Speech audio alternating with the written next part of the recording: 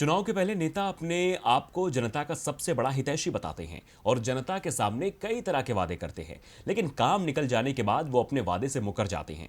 मोदी सरकार भी कई बार अपने वादों से मुकर चुकी है और उसकी एक मिसाल फिर देखने को मिली है। जी हां, केंद्र सरकार ने दिल्ली हाई कोर्ट में कहा था कि वो भीख मांगने वालों के पुनर्वास के लिए इसे अपराध के दायरे से अलग करने वाला एक विधेयक लाएगी।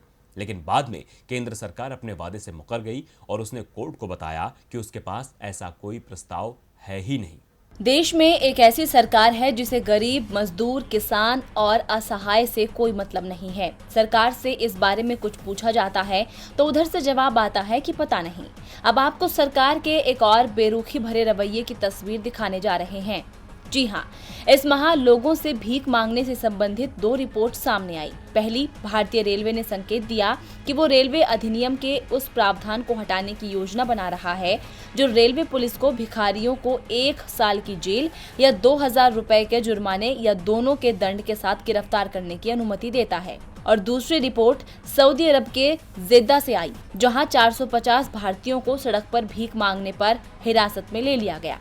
वैसे तो भारत में भीख मांगने पर रोक लगाने वाला कोई केंद्रीय कानून नहीं है, लेकिन दिल्ली समेत कम से कम 22 राज्यों में सार्वजनिक रूप से भीख मांगने के खिलाफ नियम बनाए गए हैं।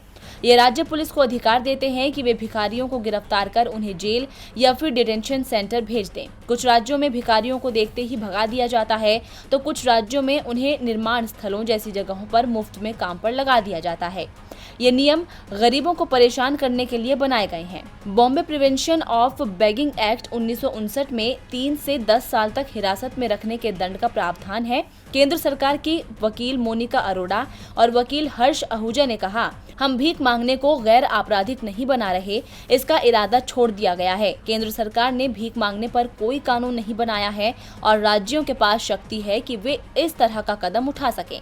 दूसरे शब्दों में, सड़कों पर बड़ी संख्या में भीख मांगने वाले लोगों की ओर से केंद्र सरकार ने अपनी आंखें मूंद ली हैं और सारा दारोमदार राज्यों पर छोड़ दिया है। ऐसे में अब ये साफ हो गया है कि सरकार सिर्फ उद्योगपतियों के लिए है, गरीब, मजदूर, किसान के लिए नहीं। डीबी लाइव की रिपोर्ट।